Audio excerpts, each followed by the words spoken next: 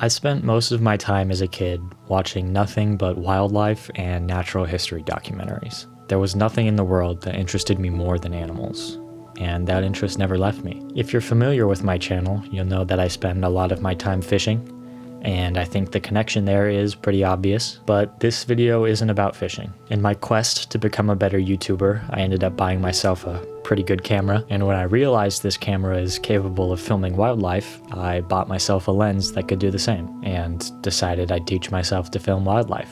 And that brings us to now. Let's go learn how to film some wildlife. I'm out on my first outing with my super telephoto, and the goal for today is to film at least one mammal. My hopes are on coyote or fox, but those are the least likely ones for me to see. The most likely option is going to be black-tailed deer, and then after that probably a jackrabbit. And then of course there are many different species of birds out here that I'll be able to use as backups if I can't find any mammals. Potentially some lizards and snakes as well. But we're just gonna have to see. It's midday right now, so not highest likelihood for mammals to be out and about. But I'm gonna go find a good spot in a meadow, probably on a tree line or something, and hopefully at some point we'll get to see a coyote run out of the bush, or a fox.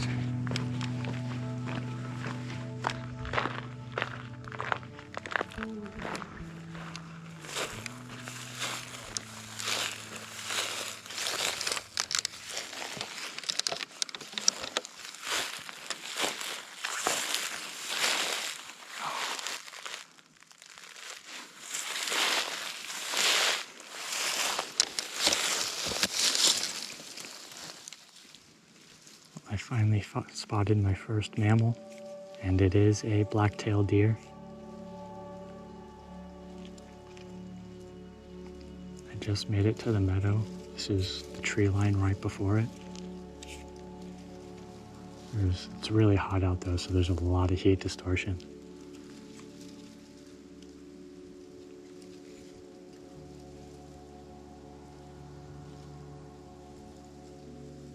It's actually two.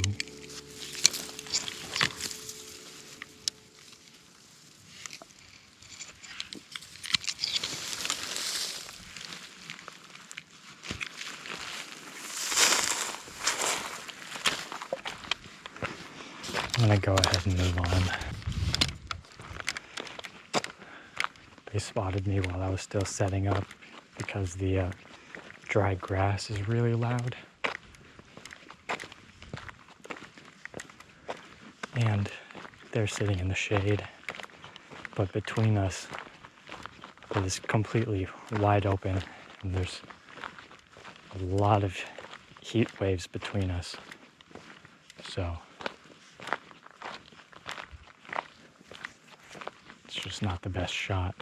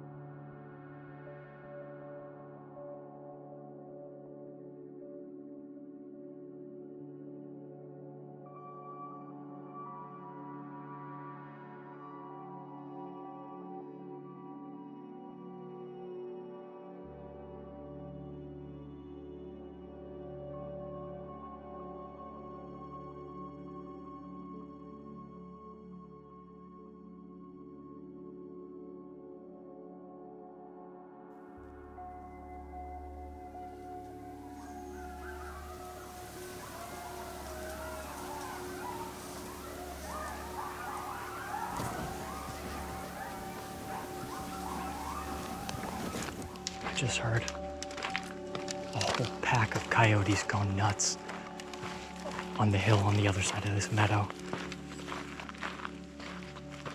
I have no idea how many, but that sounded like a lot. Probably like 6 to 8.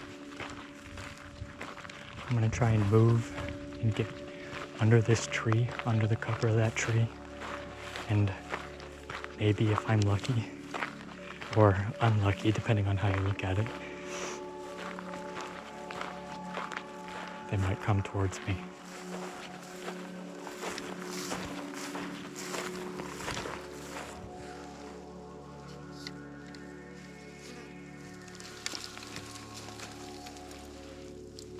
The turkeys have moved out into probably the biggest meadow that's on this entire mountain. They're right out in the middle of it now. And I was hoping that the coyotes that were over on the hill to my left here would maybe stalk them, but so far I haven't seen them. And the turkeys don't look like they're disturbed at all.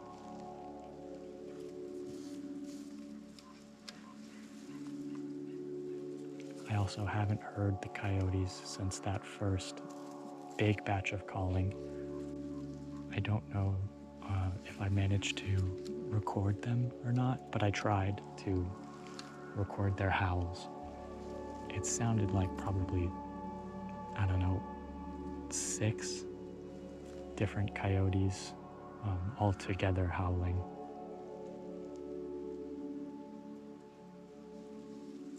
And then they all together just kind of stopped.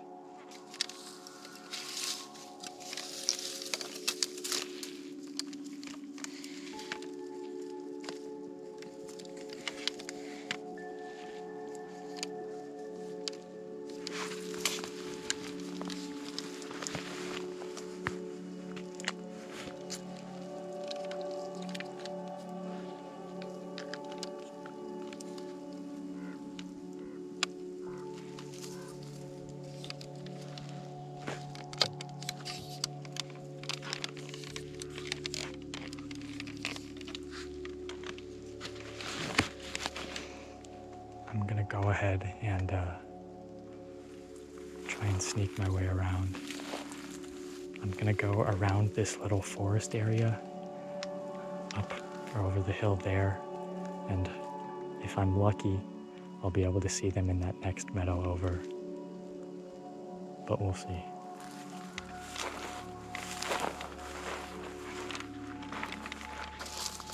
Just saw 2 or 3 decent-sized bucks right in front of me here. I'm gonna try and get close enough to take a shot. Looks like they're going into the forest here.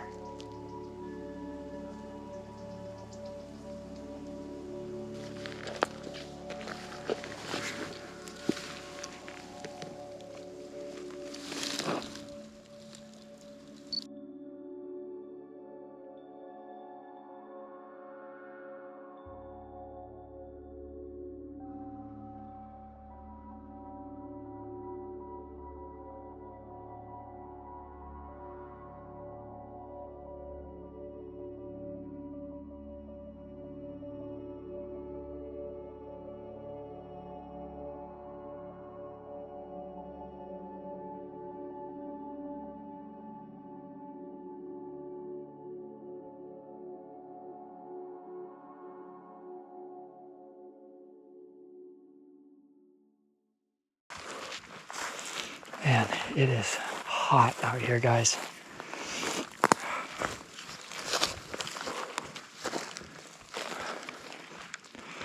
Anyways, quick update. So, right as I started walking around the small forested area where I was filming the turkeys, when I was heading towards the coyotes to try and get some film of them, I ran across 3 bucks, all of which were at least 3 points, I believe. I have to look back at the footage.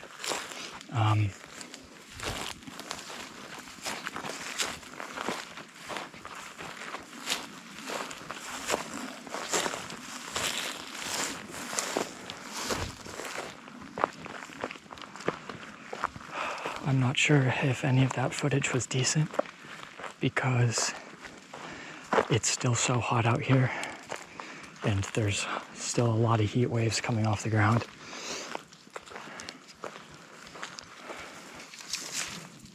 But if I'm lucky, some of that footage is going to be usable, and you will have already seen it by now.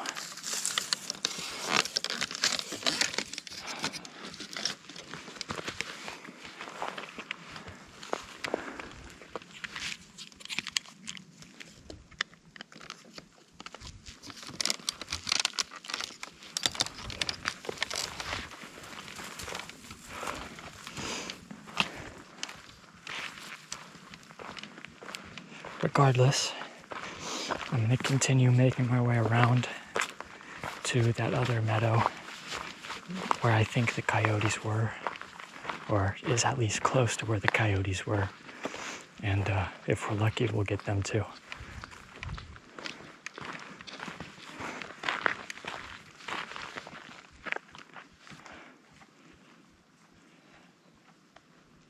That one's got 2 points, it looks like. So I guess they weren't all 3 points. They're probably all 2 in that case. He's staring me down. He's pretty close. It's a blacktail. They're pretty small.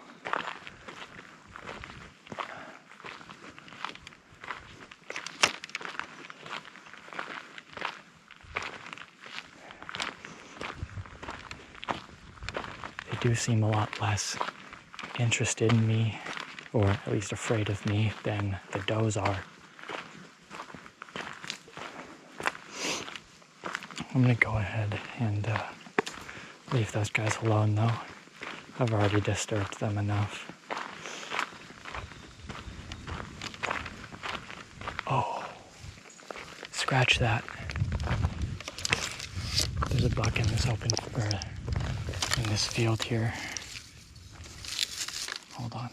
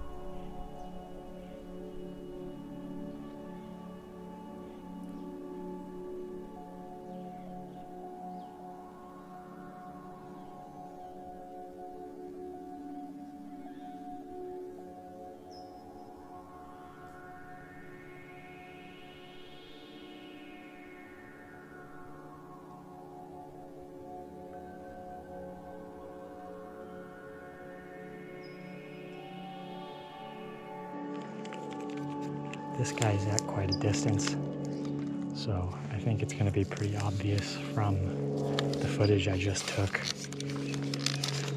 how significant the heat waves are right now.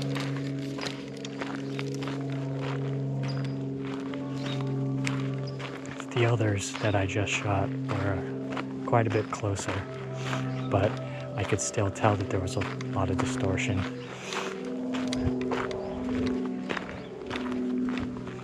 Really, what I should be doing is coming out either in the evening or really early in the morning, but that kind of limits me, so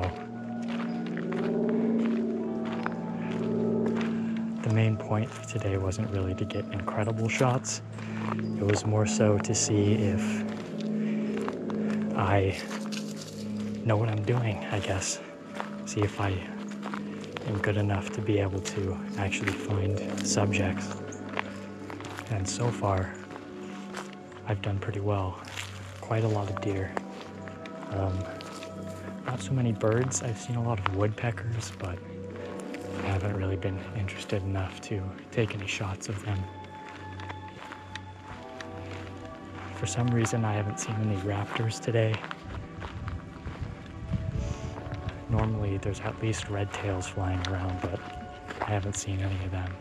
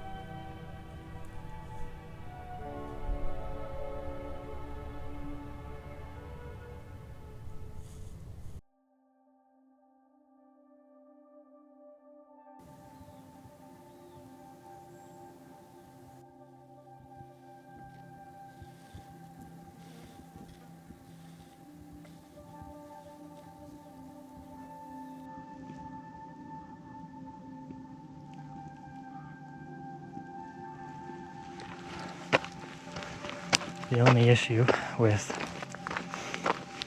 finding subjects in the redwoods is the canopy is so damn tall that even when a bird is right next to you, it's still like 200 feet in the air above you and obstructed by tons of branches.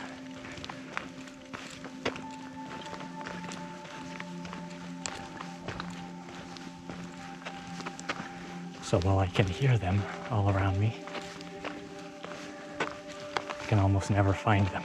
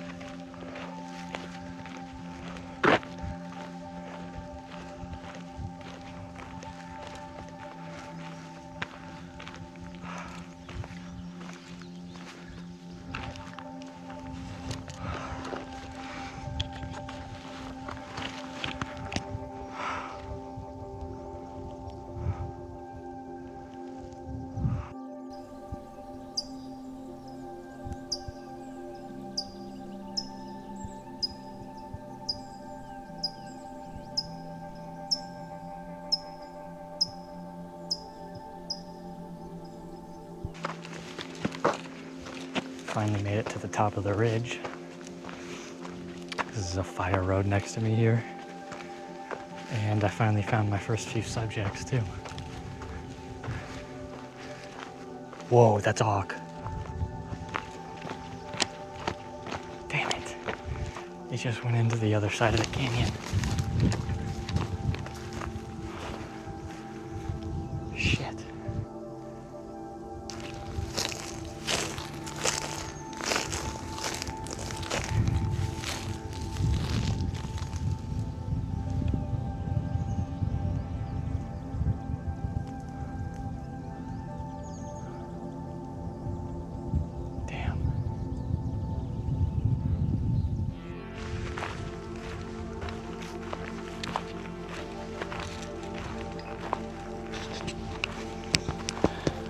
What are we thinking of that? Probably fox, maybe coyote. I'm not good with identifying poop, so I don't really know.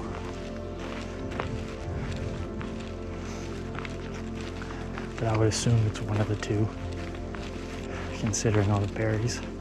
And it's way too small to be a black bear. So, oh man. Hold on. I can see the fog rolling over the hill. Dude, I need to get a shot of that. Are you kidding me? Oh.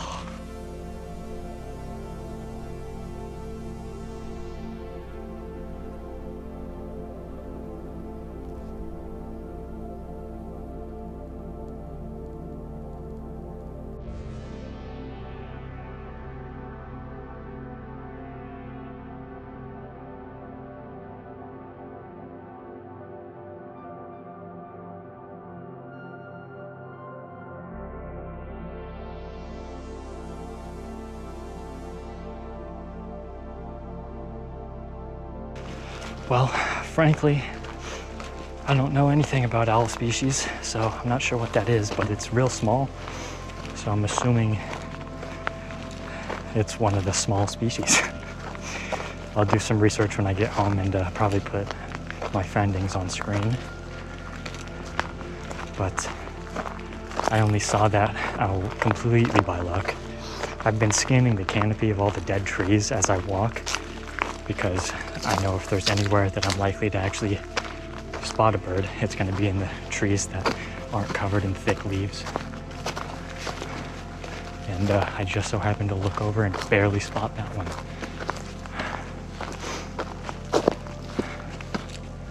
So if nothing else, that made this trip worth it. And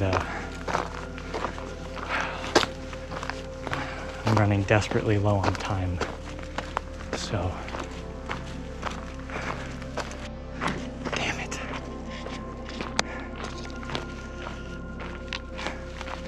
I just spotted a falcon, and I would have gotten some footage of it, but my tripod's broken. I've been filming without one all day. So I've been trying to stabilize against my face, but when I'm at 400 millimeters plus the extra in-body crop down to 4K, there's so much shake even with the dual stabilization, the body and the lens stabilization. It's just not enough to get a clean shot. And by the time I got myself roughly stabilized, it had already flown off.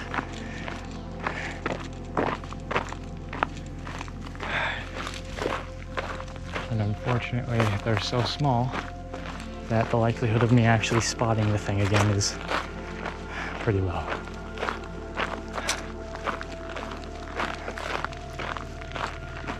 It flew in the direction that I'm walking, but that doesn't help much. Damn.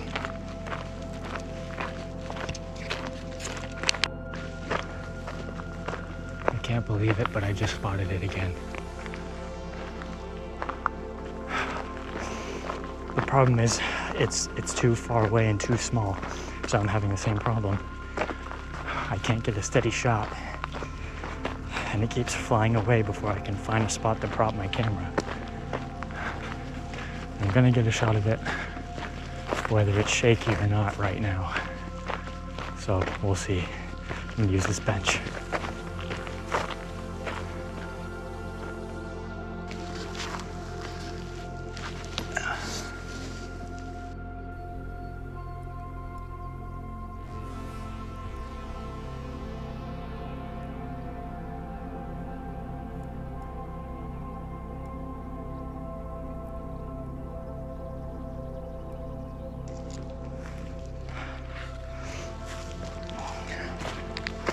Well, that's as good as that's gonna get. I can't get any closer without going off trail, and I'm not gonna do that right now, because I think it's close to 6:30. It's probably gonna take me like 2 hours to get out of here, so I have to go.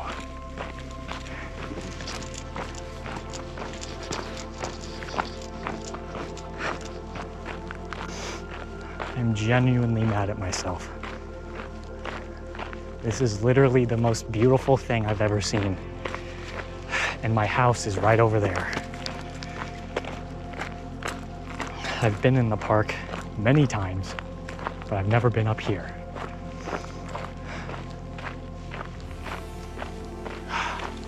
I literally live in one of these canyons.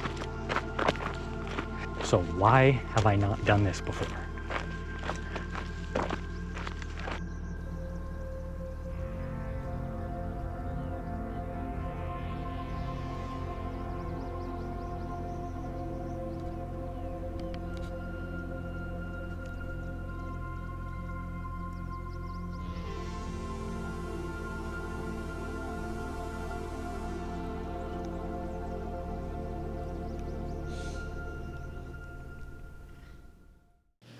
All right, let's talk about how that went. When it comes to quality, I think it's pretty obvious that I didn't get anything quite worthy of being in an episode of Planet Earth. However, I was not really expecting to. This whole experience was about learning, and I did, in fact, learn a lot about how to get some good footage. Keep in mind, all of this is based on my own experience, and frankly could be completely wrong.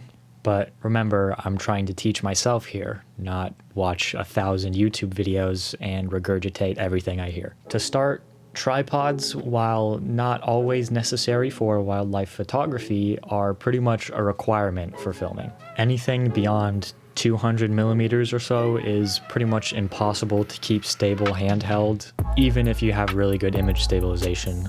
which my camera does. Filming at a high FPS with the ability to convert it into slow motion will result in a lot more usable footage. Even when you don't get a perfectly stable shot, slowing down the footage makes that a lot less obvious. Also, animals tend to look pretty good in slow motion. All of the basics of videography still apply. So your shutter speed should be double your FPS, and your aperture is going to depend on the composition of your shot. A variable ND filter is really useful when you're shooting in harsh sunlight, and a polarizing filter will help you cut that white haze when you're shooting at a distance. Also, heat distortion is something to keep in mind when you're composing a shot. On hot days, you should try to keep as much shaded ground in between you and your subject as possible to reduce that heat distortion. Sometimes though, for things like an establishing shot, you might want that heat distortion just to show how hot it is. So in that case, do the opposite. And I think most importantly, you should stay attentive and in the moment when you're out shooting wildlife. You'll find many of your subjects with your ears first, and you should always be scanning your surroundings. You're never gonna find anything if you're staring at your You're never gonna find anything if you're always staring at your feet while you're hiking. If you're looking for birds, you should keep your eyes up in the tree canopy as much as possible, or if you're in an open space above the horizon. And if you're looking for any kind of ground-dwelling animal, you should often take a second to just stand still and scan your surroundings. Whether you're in a forest and you're looking between the trees, or you're in an open space and looking between bushes and tall grass. The easiest way you're going to see an animal is through recognizing movement, and that's a lot easier to do when you yourself are standing still. Moving animals are a lot easier to spot than still ones, but often all you have to work with is still animals. So in that case, to bridge the gap, try and look for silhouettes. For example, try looking for the rough shape of a bird in a tree branch rather than looking for something specific. And finally, my biggest tip, just start recording. Even when your settings aren't properly dialed in yet. Fix your settings while you're recording if you can. I can't stress enough how many times I've missed a shot because I was messing with my camera settings instead of recording. Most animals will only give you a moment to get your shot, and if you're messing with your camera settings, you will miss it. Anyways, I hope some of you found my experience interesting. I'm going to be doing a lot more of this in the future, so if you want to see more content about wildlife, then let me know. If you do want to support me, please consider subscribing and leaving a like on the video. And with that, I'll see you next time.